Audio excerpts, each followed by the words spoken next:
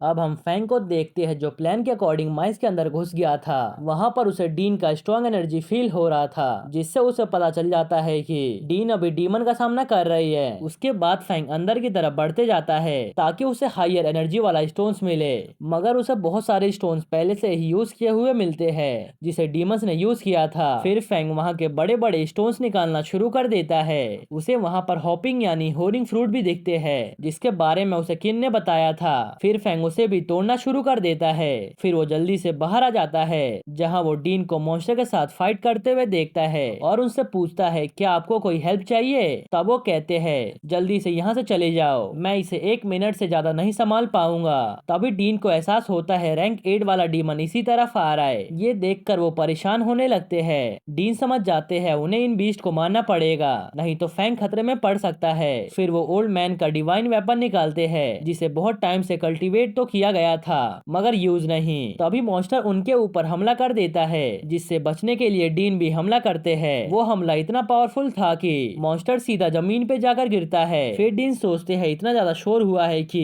यहाँ पर रैंक 8 वाला डीमन खींचा चला आएगा। मैं इस मरे हुए मॉन्स्टर का सामान तो कलेक्ट नहीं कर पाया, चलो कोई बात नहीं, अभी मेरे लिए मेरी लाइफ बहुत इंपॉर्टेंट है। वैसे वो दोनों बच्चे कहाँ गए? मैं उम्मीद करता हूँ वो दोनों ठीक होंगे। इधर जब फैंग जा रहा था तब वो हवा में उड़ते हुए रैंक 8 डीमन को देखता है, जिसे देखते हुए सोचता है क्या डीन इससे बच भी पाएंगे? मैं अभी उनकी हेल्प नहीं कर सकता हूँ क्योंकि मैं सिर्फ रैंक 5 पर हूँ और सबसे बड़ी प्रॉब्लम तो यहीं पे पड़ी हुई है। डीन ने बहुत मेहनत किया है इसे मारने में, मैं इसे ऐसे ही वेस्ट नहीं होने दे सकता हूँ। अगर मैं इसे यहाँ से ले जाना चाहता हूँ तो मुझे स्टोरेज चाहिए होगा और उसके लिए मुझे 13 बिलियन पे करना पड़ेगा। ये पे करने के बाद भी मेरे पास 17 बिलियन बच जाएंगे। इसका फ्लैश ब्लड और एक्सेसरी सभी चीजें बहुत ही इंपॉर्टेंट है। फिर फैंग स्टोरेज को बढ़ाते हुए उसके अंदर मॉन्स्टर को रखने लगता है। तभी उसे रैंक 8 के बीस्ट का एहसास होता है, लेकिन तभी अचानक से वो कुछ देखकर बहुत ही शॉक्ड होता है। ये बीस्ट कोई और नहीं बल्कि शेर था। फिर वो मनी मन सोचता है जब भी मैं इसे मिलता हूँ तब मैं ब्लड लूज कर देता हूँ, इस बार मैं इसे अपना ऑरा डिस्कवर होने नहीं दे सकता हूँ। दूसरी तरफ हम डीन को देखते हैं जो कि रैंक 8 के मॉन्स्टर से फाइट कर रहे थे और सोचते हैं कि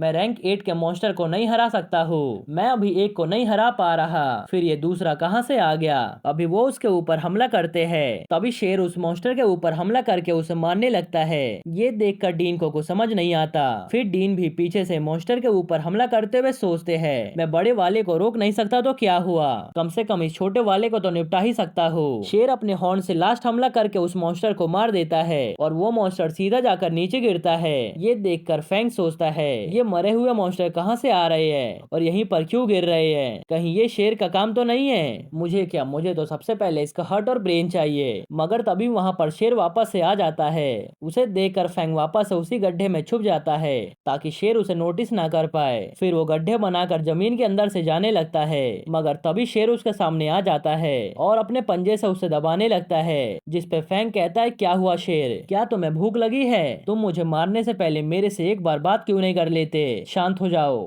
फिर शेर उसे जमीन के अंदर से बाहर निकाल कर मॉन्स्टर के बॉडी के पास रख देता है। ये देखकर फैंग कहता है तुम कितने अच्छे हो, तुम तो मुझे गिफ्ट दे रहे हो, मैं तो मजाक कर रहा था। मुझे पता है तुम मुझे क्या दिखाने का ट्राई कर रहे हो, ये तो डैगर और ह्यूमन मार्शल आर्टिस्ट है ना, किसी ने बीस्ट को डैगर से मार दिया, क्या तुम्हें डैगर चाहिए? ये सुनकर शेर फैंग को कुछ बताने का ट्राई करता है।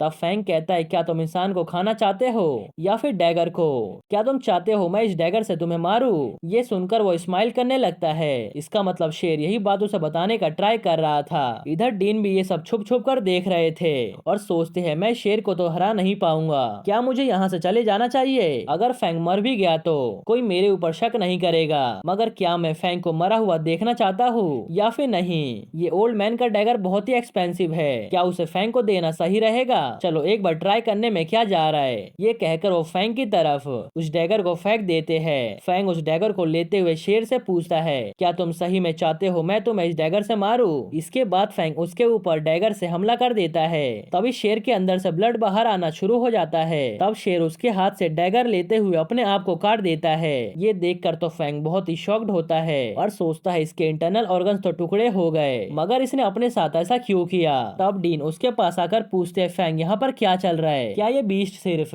डैगर से मरने के लिए यहाँ पर आया था? तब फैंग कहता है नहीं, इसने डिवाइन वेपन का यूज किया और खुद को पीसेस में काट दिया और भाग गया। आखिर इसने ऐसा क्यों किया?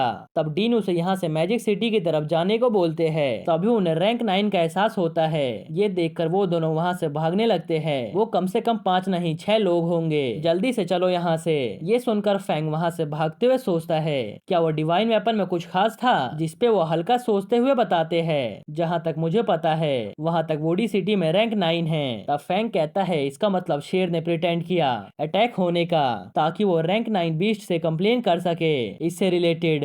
तब डीन पूछते हैं इसका मतलब उसने मुझे मजबूर किया था रैंक 8 वाले बीस्ट पर अटैक करने के लिए। उसके बाद फैंग रैंक 9 के बैटलफील्ड में जाने की बात करता है। ये सुनकर डीन उसके ऊपर गुस्सा करने लगते हैं, जिसपे फैंग उनसे वेपन मांगते हुए कहता है मैं इसे टियान मैन सिटी तक पहुंचा दूंगा और मैं अपने आप को भी प्रोटेक्ट कर लूंगा और शेर को उस सिटी पर अटैक करने से भी रोकूंगा। वो पक्का वहां के रिसोर्सेज के पीछे पड़ा होगा।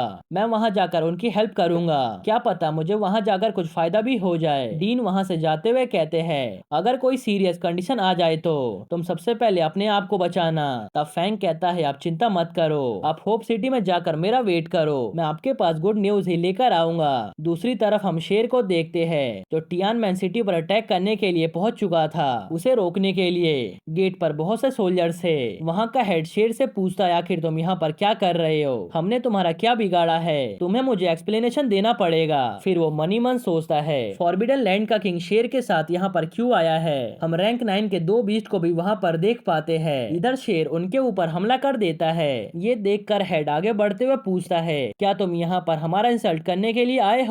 फिर दोनों ही एक दूसरे के ऊपर अटैक कर देते हैं। तभी अचानक से शेर को डिवाइन ट्री पकड़ लेता है। डिवाइन ट्री का रैंक 9 होता है। इधर दोनों बीस्ट अपने दोस्त शेर को बचाने के लिए उस ट्री पर हमला करना शुरू कर देते हैं। इस नजारे को देखकर हेड समझ जाता है ये सब अटैक नहीं कर रहे बल्कि एक दूसरे से बात कर रहे हैं। फिर हेड शेर के पास जाते हुए कहता है तुम्हें जो चोट लगी हुई है वो डिवाइन ट्री के वजह से नहीं लगा बल्कि किसी डिवाइन वेपन से लगा है। जब तक तुम हमें एक्सप्लेनेशन दे दोगे तब हम तुम्हें यहाँ से जाने देंगे। इधर फैंग छुप कर ये सब देखते हुए सोचता है क्या यही रैंक 9 का वॉर है। ये इतना टेंस भरा सीन है कि मैं इसमें सांस भी नहीं ले पा रहा हूँ। शेर तुम्हें आग में और घी डालना पड़ेगा तभी तो बात बनेगी, रुको मैं तुम्हारी हेल्प करता हूँ। ये कहकर फैंग उस डैगर को चलाकर शेर को मारता है। जब ये नजारा उसका दोस्त टाइगर और क्रोकोडाइल देखता है और कहता है इन्होंने सही में हमारे साथी पर अटैक कर दिया। ये सभी डिवाइन वेपन को छुपा के रखे हुए है इसके ऊपर अटैक करने के लिए और उस वेपन को छुपाने में इस डिवाइन ट्री ने हेल्प किया होगा। इधर शेर उस अटैक के बाद जमीन पे पड़ा हुआ था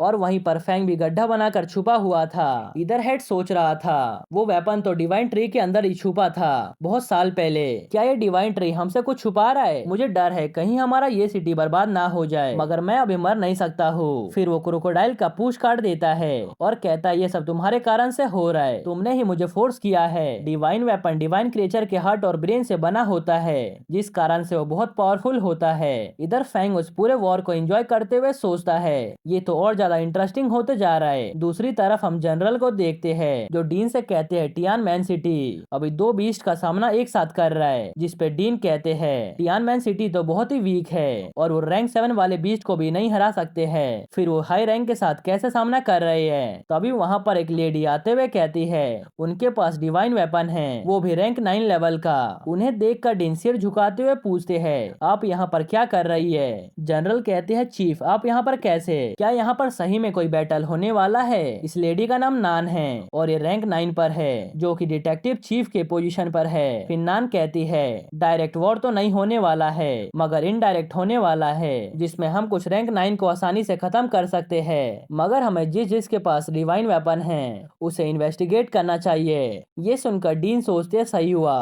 फैंग वहाँ पर गया है और उसी कारण से डिवाइन वेपन सामने आ पाया। अगर वहाँ पर हम डायरेक्ट फाइट करने जाते तो अपनी जान से हाथ धो देते। मुझे नहीं पता फैंग अभी क्या कर रहा होगा मगर मैं उम्मीद करता हूँ वो सेफ होगा। इधर हम फैंग को देखते हैं जो कि माइंस में जल्दी जल्दी स्टोन्स को निकाले जा रहा था और अमीर होने के ख्वाब देखे जा रहा था। इधर शेर भी बंदों को मारते हुए अंदर माइन के अंदर आ जाता है जहाँ वो फैंग को माइन में स्टोन निकाले जा रहा था। फिर फैंग उसका ध्यान भटकाने के लिए उसे अपना वाइटलिटी खिलाने लगता है और वो अपने इस काम में सफल भी हो जाता है। फिर वो मनी मन गुस्सा करते हुए कहता है, तुमने मेरे लिए सिर्फ ये वेपन्स छोड़ दिया है क्योंकि तुम्हें पता है तुम इन वेपन्स को नहीं खा पाओगे, नहीं तो तुम मेरे से ये भी ले लेते। वैसे भी मुझे ये मेडल्स चाहिए, उससे लोगों को लगेगा कि मैंने कैटाकॉम्ब में हजारों दुश्मनों का खात्मा किया है। हम माइन के कोर में पहुंच चुके हैं, मगर इसे तो कोई गार्ड कर रहा है। ये कम से कम लेवल 7 का तो लग ही रहा है, मगर मुझे क्या, मेरे साथ तो शेर है जो लेवल 8 का है। शेर दुश्मनों का खात्मा किए जा रहा था और फैंग उसके पीछे आ रहा था। इससे उसे किसी का भी सामना करने की जरूरत नहीं पड़ रही थी। तभी शेर और फैंग कुछ देखकर बहुत ज्यादा खुश हो जाते हैं। उन दोनों की आंखें चमकने लगती है।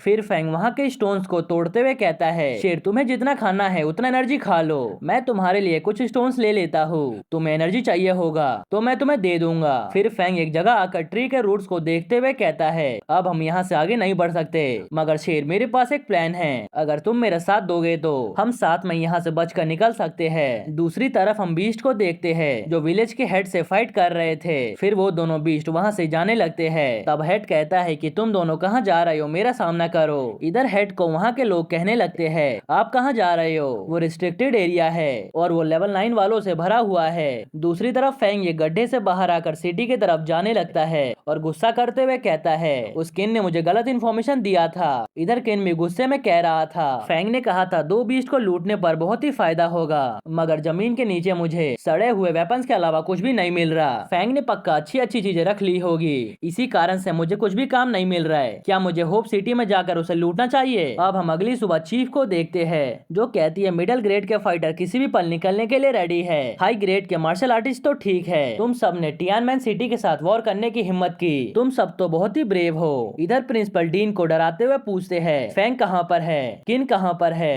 और डिवाइन वेपन कहाँ पर है? क्या तुमने उन दोनों को कैटाकॉम्ब के अंदर भेज दिया? तभी फाइटर बताता है, किन वापस आ गया है और वो अपने पीठ पर एक बहुत बड़ी बोरी लाया है, लगता है उसने बड़ा हाथ मारा है। इधर जी किन से पूछने लगती है, फैंग कहाँ पर है, क्या वो तुम्हारे साथ वापस नहीं आया? तब वो कहता है, क्या तुम्हें मेरी चिंता नहीं है? जिस पर जी कहती है, मगर तुम तो वापस आ गए हो ना। फिर बाकी स्टूडेंट्स किन का बैग देखते हुए उसकी तारीफ करने लगते हैं, जिस पे किन उन्हें 108 मेडल सिखाता है। इसे देखकर वो सब कहते हैं, इसे पक्का तुम खरीद कर लाए हो।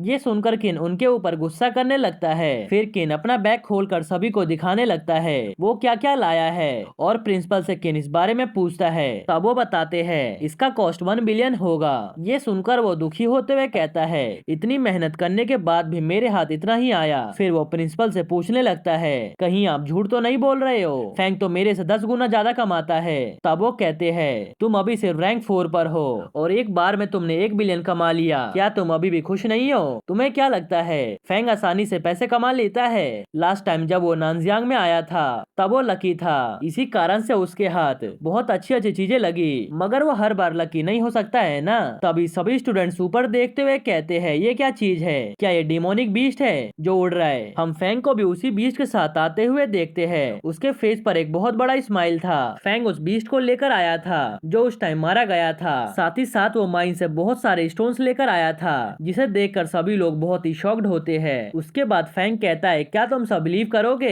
अगर मैं कहूंगा कि मैंने 2-3 बीस्ट को आपस में ही लड़ते हुए देखा? ये सुनकर स्टूडेंट और ज्यादा शॉक्ड होते हैं। फिर प्रिंसिपल फैंग के द्वारा लाए हुए मेडल को देखते हुए कहते हैं, क्या ये रियल रैंक 7 का मेडल है? तब फैंग कहता है, ये तो मुझे शेर ने दिया था, वो माइन से लेकर आया था और उसके किसी भी काम का नहीं था, इसीलिए उसने मुझे दे दिया। चीफ तो इतने सारे स्टोन्स को देखते हुए कहती है, ये कम से कम 100 बिलियन का तो होगा ही। ये सुनकर केन जमीन पर बैठकर रोते हुए बोलता है, मैं ही गरीब रह गया। फिर चीफ कहती है, ये पैसों का मैटर नहीं है, बल्कि यहाँ पर हर किसी को एनर्जी की जरूरत है। फैंग तुम ये बताओ कि तुम इसे कैसे डील करोगे? जिस पे फैंग कहता है, ये स्कूल को बिलोंग करता है, जो प्रिंसिपल कहेंगे वो मानने को मैं तैयार हूँ। उसके बाद प्रिंसिपल फैंग से अपना डिवाइन वेपन वापस ले लेते हैं। ये देखकर चीफ सोचती है, ये डिवाइन वेपन रैंक 9 के करीब का है। प्रिंसिपल के स्ट्रेंथ को देखते हुए ये वेपन उसके बहुत काम आ सकता है। अब हमारा स्कूल बहुत ज्यादा अनएक्सपेक्टेड हो गया है। इधर किन फैंग को मारते हुए पूछता है, मेरा हिस्सा कहाँ पर है? ये मत कहना कि ये सब तुम्हें बिलोंग करता है। तब फैंग कहता है, मुझे वहाँ पर कुछ खास चीज मिली थी, जो मिली है उसमें से मैं तुम्हें शेयर दे दूंगा। फिर वो दोनों कुत्ते की तरह एक दूसरे से फाइट करने लगते हैं और उन दोनों की बातें सुनकर बाकी बंदे सदमे में जा रहे थे। ये सुनकर सिया पूछती है, क्या ये सब हमेशा ऐसे ही बातें करते हैं? जिस पे जी बताती है, ये दोनों बहुत ही कम पैसों के बारे में बात करते हैं, ये हमेशा ऐसे बात करते रहते हैं कि कौन रैंक 9 वाला ज्यादा स्ट्रॉन्ग है और कौन वीक है। कभी कभी वो सब रैंक 7 के बारे में भी बात कर लिया करते हैं।